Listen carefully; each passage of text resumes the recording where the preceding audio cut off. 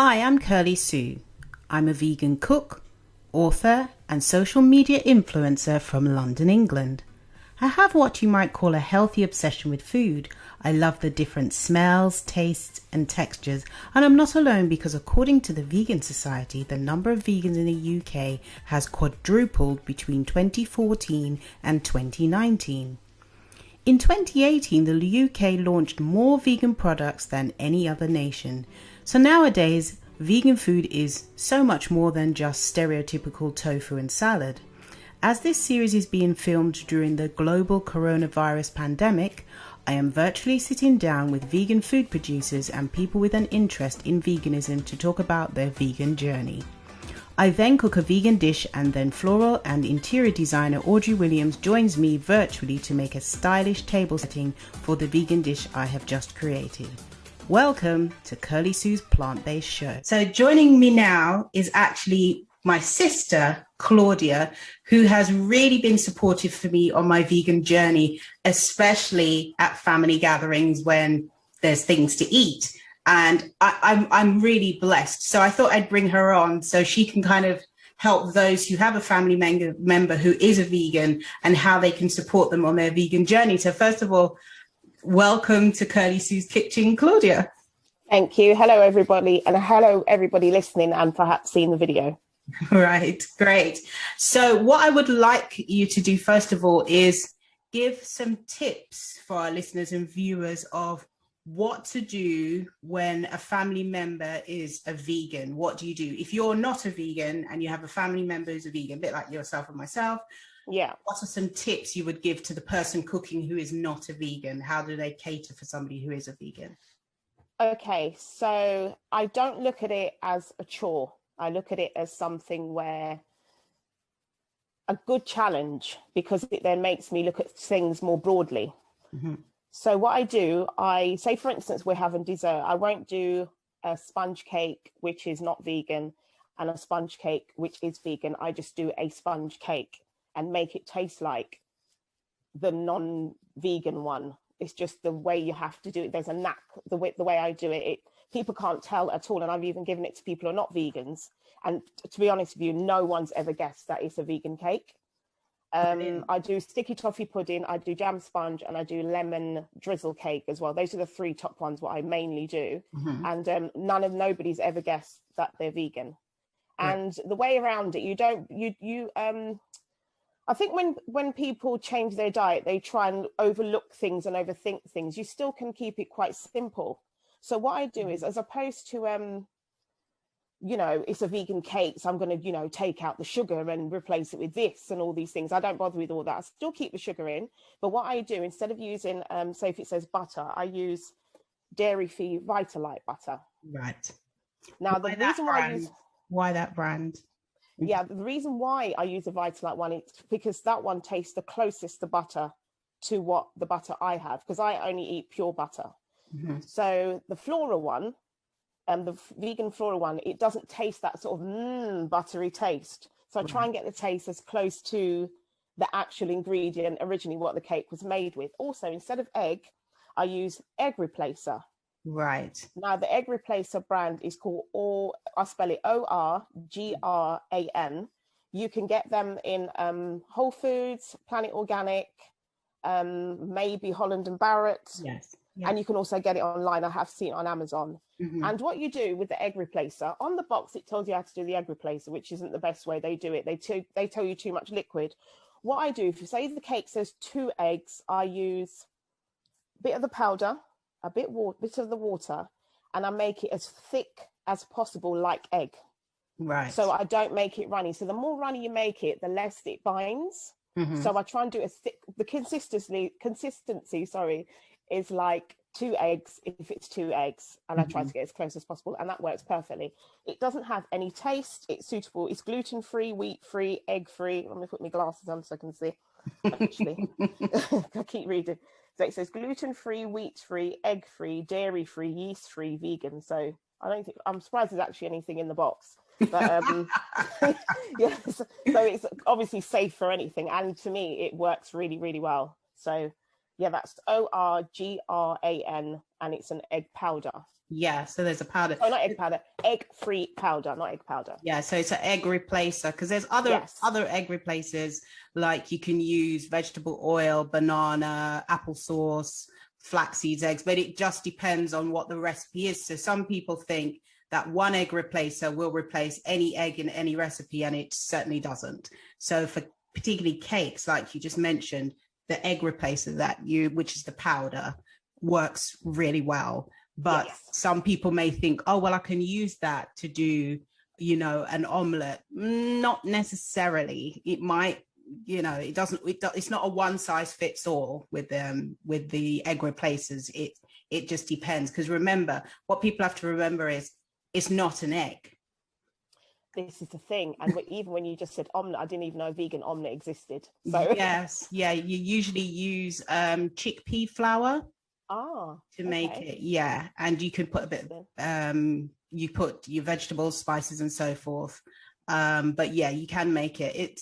Does it taste like a regular omelette? What I always say to people is, if it isn't it will never taste exactly like it. It can't, because it's not it. Because a friend of mine said, oh, I want to become a vegan, but she couldn't give up omelette. So she said, what can you have that will make it taste exactly like an omelette? I said, nothing. They haven't invented that yet. I said, it won't, because it's not an omelette. It's not. It's just close to. Yeah. Exactly. When I do meat kinds, I've discovered it's called Green Cuisine by Birdseye. Right. Oh, hold on, let me put my glasses on again. I keep forgetting. Birdseye Green Cuisine, powered by plants. Succulent, meat-free meatballs. There you go. Yes, I like those. So what I think they should take out of some of these wordings is the word meat-free. Just put plant-based.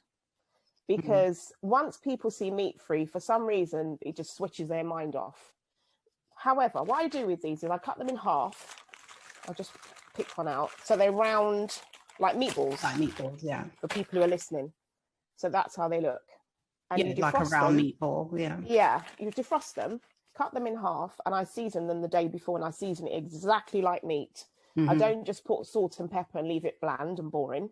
I put all your little seasonings, your seasonal, your oregano, everything. And then I put a sprinkle of curry powder on the top. The following day I cook it, and I cook it down with onions, peppers, I always use red onions, peppers. I use a little bit of olive oil, and also I use coconut cream. The coconut cream helps to thicken it. The coconut cream goes well with the curry base, and it gives it that really nice flavor. And if you're daring like me, I put in a little Scotch bonnet pepper. Right. Sometimes I cut it, but always please do take the seeds out. That makes a huge difference. Yes. Now that's really good, because I do know some people who are not vegan. When they try to cook vegan food, the mentality they have in certain cultures is, well, it's not meat or fish, so you don't need any seasoning. Yes, you do. So you kind of need more. Yeah, you do. So that's what I say to people. I say, look, the same way when you're going to make your fish or your chicken or your lamb or whatever, you take out all your seasonings that are, synonymous with your cultural background. Take the same seasonings out, because most seasonings are suitable for vegans, because it's spices and herbs, basically. Use the same seasonings as if you were making a meat or fish dish.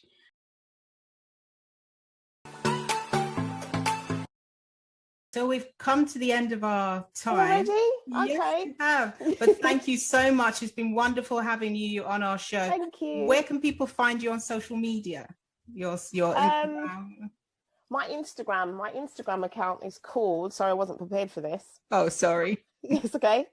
My Instagram is called, I'm just looking on my phone, I should know off by heart, but I changed the name, Claudia, but then put an S at the end, so Claudia's _health fitness _plan. That's Claudia, but put an S at the end, _health fitness _plan. Okay. And I'm also on YouTube, and it's called 40s, even though I'm just 50, 40s Fit and Fab. Right, brilliant. Well, thank you so much for joining us Oh, you're today. welcome. It's been really great. And thank you. I just want to publicly say thank you for the amazing support you've given me as, you No know, problem. the only vegan in the family. I really appreciate it. So thank you so much. And I'm sure we will talk again soon. Okay, thank you. Thank you. Bye. Bye. One of the desserts that Claudia likes to make is lemon drizzle cake, which is absolutely delicious. And I'm going to show you how to make that today. I'm going to be using an 8-inch square baking dish that's about 2 inches deep, and that needs to be greased. And the ingredients are plain flour, vegan butter that's been softened, granulated sugar, baking powder, the zest of 2 lemons, and because I'm not using any eggs, it's 2 teaspoons of egg replacer, which is a powder, and 8 tablespoons of water. So all you do is put all of the ingredients into a bowl. So your flour, your sugar, put that over here, the butter,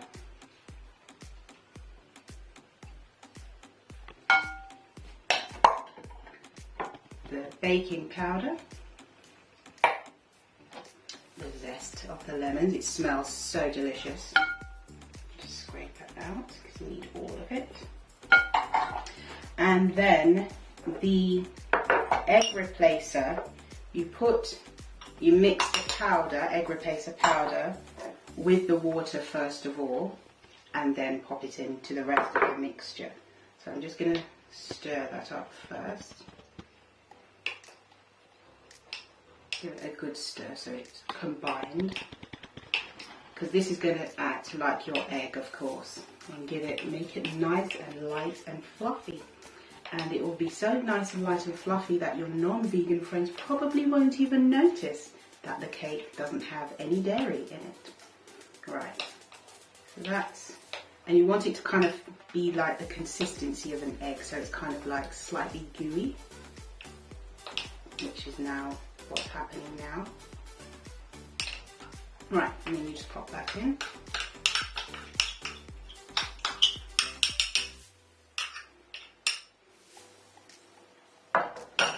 And what you're going to do now is you're going to use one of these. If you don't have one of these, you can use a wooden spoon and some good old-fashioned elbow grease. But I have one of these, so I'm going to use that to beat it all together until it's smooth and creamy and well combined. So you just put this into your baking dish.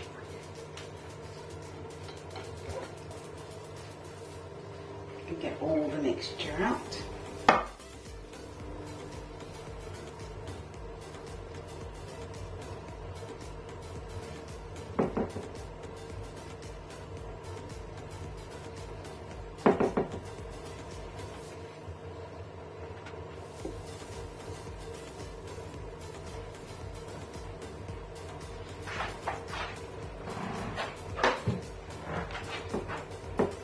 And then you just smooth it out a little bit. So you just smooth it out a little bit. It's going to spread in the oven anyway, and just give it a little help. And then we're going to now pop it in the oven for 35 to 40 minutes, or until a skewer or toothpick placed in the middle comes out clean. To make the topping, you need the juice of 2 lemons, which I have here, and then 6 ounces of caster sugar, which I'm going to add now, and then you just stir that.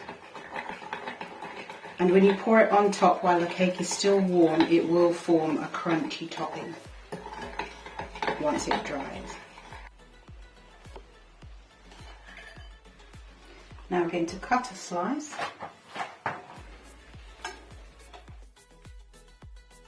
And now I'm going to taste the lemon drizzle cake.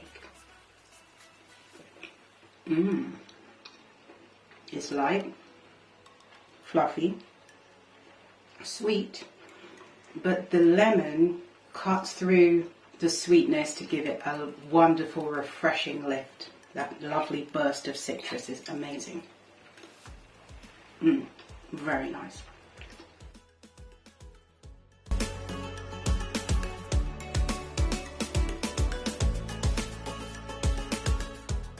Baking can be a bit bewildering as there are so many different recipes and methods.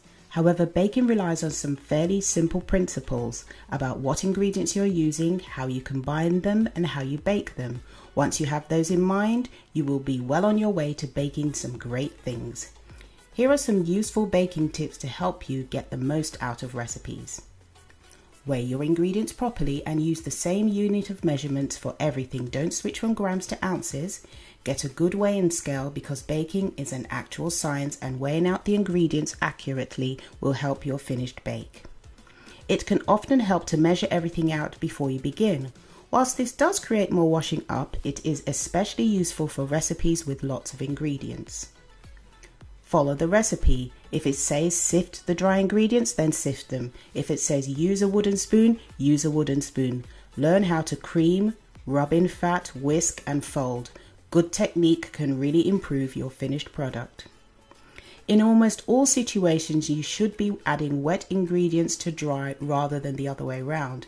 This helps you blend more effectively and results in a better bake. When you need to combine a lot of different dry ingredients, do that into a separate bowl and the same for wet ingredients, then combine the two. I think that most kitchen gadgets are a bit of a waste of time and money. However, an electric whisk is a great budget item that doesn't take up a lot of space, is easy to clean and will help you whip up cakes and batters really quickly. Use the right size pan or dish and always make sure you grease it well so that the finished product will actually come out of the pan. Check your oven temperatures by setting it to 180 degrees Celsius and then after 10 minutes, measure the actual heat using an oven thermometer. This will help you know whether your oven runs a bit hotter or cooler and so you can adjust baking times and temperatures accordingly. Always preheat your oven so items go in at the right temperature. Roll out dough on floured surface or you will get a sticky mess. And the best advice of all is don't panic. Start with a simple recipe like this lemon drizzle cake.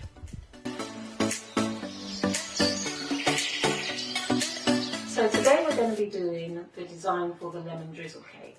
And what we're going to do is lemon drizzle cake, I'm thinking afternoon tea or something, delicate like lunch. And yes, I think something like that will be excellent. So what the design we're going to be doing is using lots of bud vases and small containers and filling them with different flowers. And because it's lemon drizzle cake, I'm thinking maybe we'll go with the yellow freesias, and we'll go with some alstroemeria, and we'll go with some limonium, because they will pick out the idea of the lemon drizzle cake. And then what's really good is if you do a contrast colour, so we're going to pop a little bit of blue in, so we'll be using the nigella.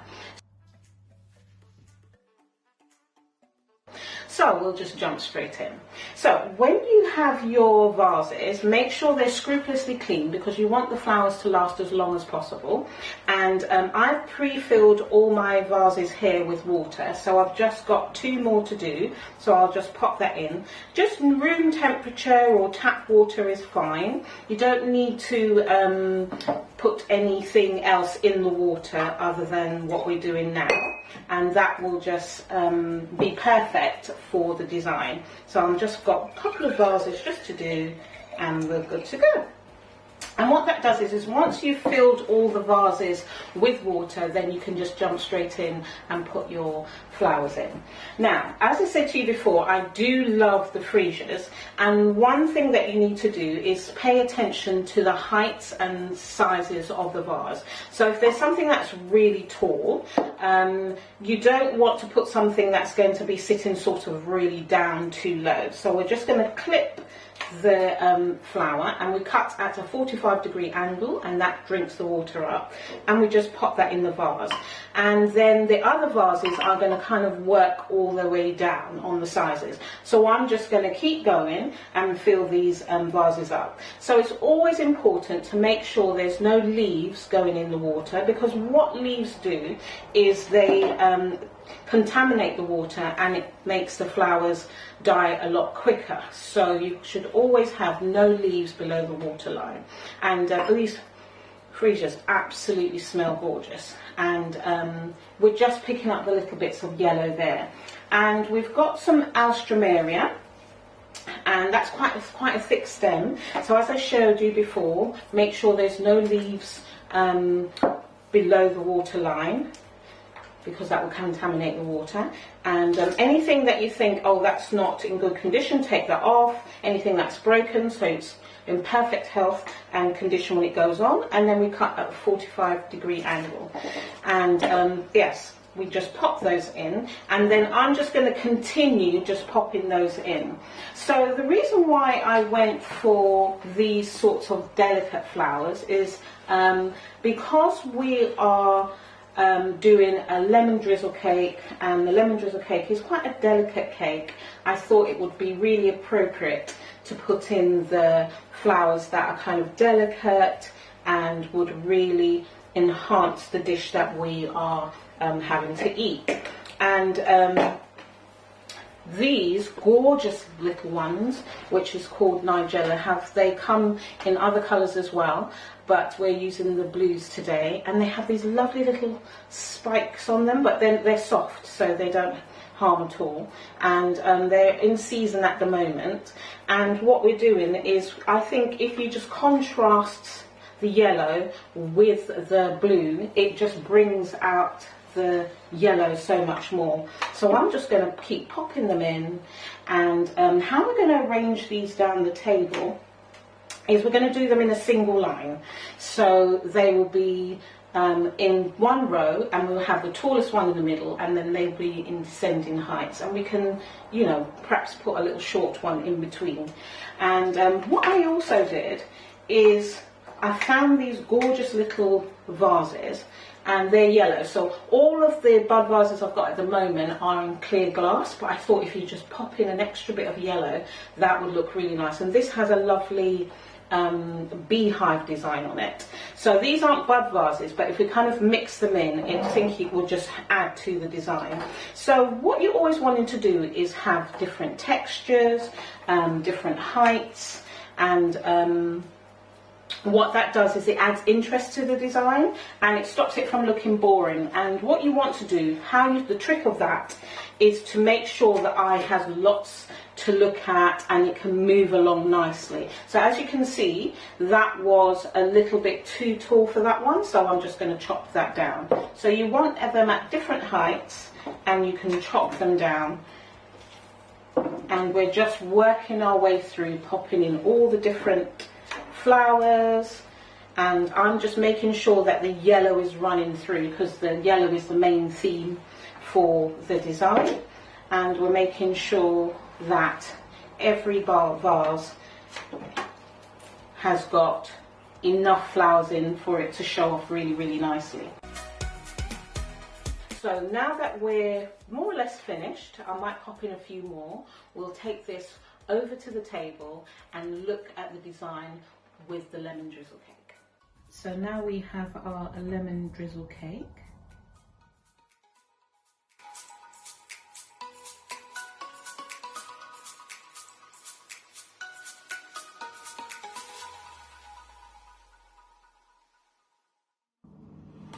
Follow me on social media. On Instagram, I'm at Kerly Sue's Kitchen, and on YouTube, I'm Kerly Sue's Kitchen. And my website is www.curlysueskitchen.co.uk. Also follow Audrey on social media. On Instagram, she's audreyw_flowers2interiors. On YouTube, it's Audrey Williams Flowers to Interiors. And her website is awflowers2interiors.com.